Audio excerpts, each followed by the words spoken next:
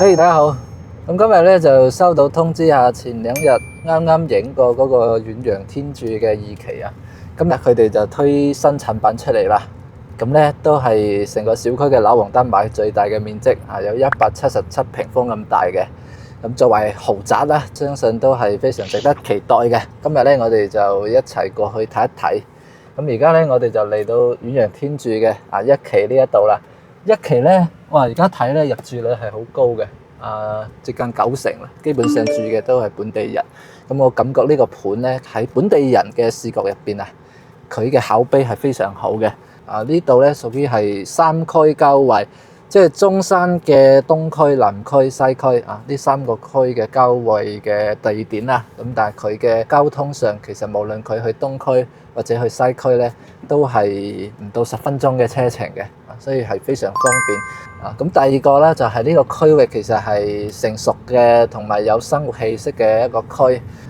大家可以睇下我前面呢條路啊，就叫做悅來南路嘅。呢度咧有好多大樓盤嘅，包括早期嘅恒大綠洲啦，前面嘅濱河灣啊、正和中洲啊，所以有非常多嘅人居住喺呢度嘅，商業配套非常豐富，比較有煙火氣。咁第三個咧就係樓盤本身嘅品質。我係非常有信心嘅，我關注咗佢哋嘅官方賬戶，不定期佢會更新佢而家建設嘅程度同埋詳細到咧會同你講解佢而家做緊邊一個步驟啦。咁入邊咧有咩學問，用咗咩料啊？所以作為期樓咧，呢一點係俾人感覺係非常有信心嘅。口碑呢樣嘢咧，唔係話一時一刻嘅，你係長久積累落嚟嘅一個印象分呢個盤嘅印象分咧係比較高嘅。好啦，咁而家咧，我哋就轉個彎翻去我哋遠洋天鑄帶大家睇下佢嗰隻新產品。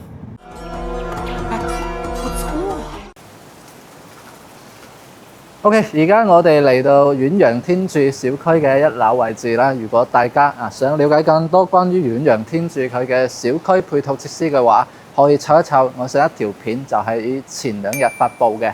咁入邊咧有着重去介紹個小區嘅會所有啲咩內容啦。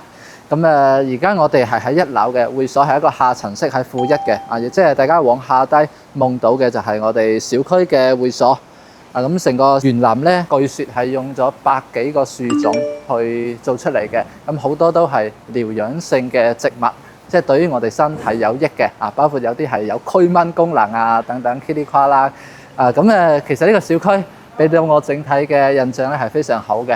咁我哋今日睇嘅就係遠洋天鑄啱啱加推出嚟嘅177平呢一個最大嘅面積，同時都係一個樓王嘅單位就係7棟，即係我面前嘅呢一棟。咁7棟樓下大家可以見到從我頭先行過嚟，成條路咧係有呢條風雨連廊去組成嘅。亦即係話咧，無論係刮風落雨你翻到自己屋企咧都唔使入晒雨欄嘅。非常好，而且7棟佢作為樓王嚟講咧，佢嘅位置亦都係成個小區最好嘅。樓下呢度望出去咧，就係我哋小區嘅下層式會所。咁因為7棟而家咧仲喺度起緊，所以有啲嘢未完善到時候收樓之後，好似1樓呢啲架空層佢其實都係會做翻一啲台台凳凳做一啲茶室俾業主喺度飲下茶，老人家落樓去打麻雀捉棋咁樣，呢啲都係會有嘅。咁而家就通過呢個入戶大堂翻屋企啦。其實入戶嘅時候咧，佢會有門禁系統佢係會自動呼 lift 嘅，因為我哋7棟咧係2梯2伙嘅，相當於獨梯獨伙，所以你每次翻嚟佢提前呼好部 lift 落嚟接你就非常舒服。咁示範單位喺8樓啦，大家見到佢成個大堂係用到一個酒店式嘅設計又包括呢啲位啦，都係用咗弧形嘅收邊嘅，顯得非常之高檔挑高又足夠。好，咁而家就係睇下佢新出嘅呢隻戶型究竟間隔做到如何。Later。好，而家我哋嚟到8樓示範單位有2個示範單位，一個擺咗家私電器，一個係交樓標準。咁我哋會先睇交樓標準，同時會鋪上發展商改造完之後嘅效果俾大家睇。咁喺睇呢個戶型之前先帶大家了解下佢嘅戶型圖，我覺得係非常大嘅亮點，因為佢成個戶型咧係一個橫平嘅戶型面寬非常長嘅，從呢邊咧去到呢邊咧接近17米嘅長度，而且做到1、2、3、4四開間朝南北通嘅一個餐客廳，而且有2個露台啦，主陽台仲係一個9米長度完全探出去開放式嘅一個陽台。咁佢嘅房間排佈咧會有啲似飛機戶型即係我哋呢度餐客廳呢邊會有一個套房啦，主人房係喺呢邊嘅OK。咁入戶嘅位置下會有一個獨立嘅玄關位。其實我哋電梯喺呢度係獨門獨戶嘅，獨梯獨火嘅。咁出嚟嘅呢個位置咧可以擺翻個鞋櫃，平時喺度換完鞋咧再入屋企。咁入戶門嘅一個玄關喺呢度大家到時候可以掛啲好靚嘅畫，提高你嘅入戶儀式感啦。呢度就會有一間偏房咁樣嘅房間，但係佢係一個套房嚟嘅。而且佢可以做到功能分區。呢個區域咧可以做翻一個醫務室嘅，係可以收納好多嘢嘅。呢間套房其實咧比較適合我哋老人家居住因為佢嘅隱私度會比較高啦。同時呢度咧係主次分開嘅，咁唔會互相去干擾到。你到時候有朋友過到嚟咧，作為一個客房，我相信你嘅朋友係會非常滿意嘅。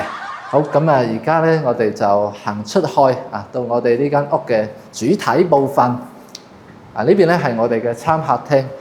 咁大家所見到嘅呢啲咧就係交樓標準啦。餐客基本上係等寬嘅，都有6米咁長。